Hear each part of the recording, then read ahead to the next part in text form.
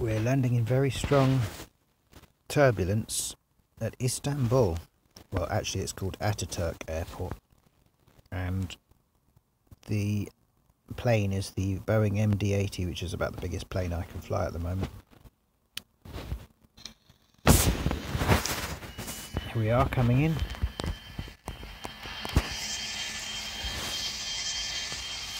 The usual way from the water. Let's have a look at the wind there. See, look at that, 13, 17, 11. Flaps enable us to go more slowly, which we need to do anyway because we're landing.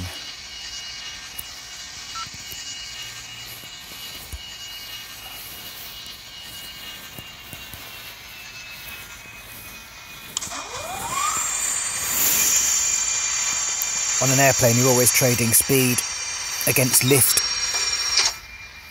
You can lift the plane, but you will lose speed. You can gain speed, but you will lower the plane. If you extend the flaps, you basically get more lift without having to sacrifice quite so much speed. That's the basic idea behind flaps. It gives the plane more buoyancy.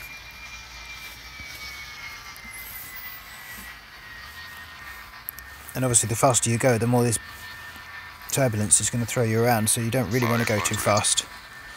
400 approaching minimums. I don't like full flaps though in this kind of turbulence. I like to just reduce it a bit. Here we are, we're coming at the right speed now.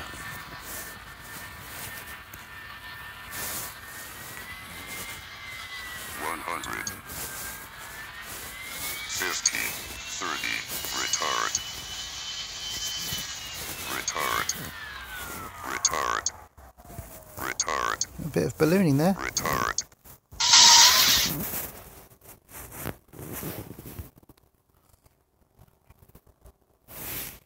Bit of ballooning there because I wanted to get it right. I wanted it to be a gentle landing.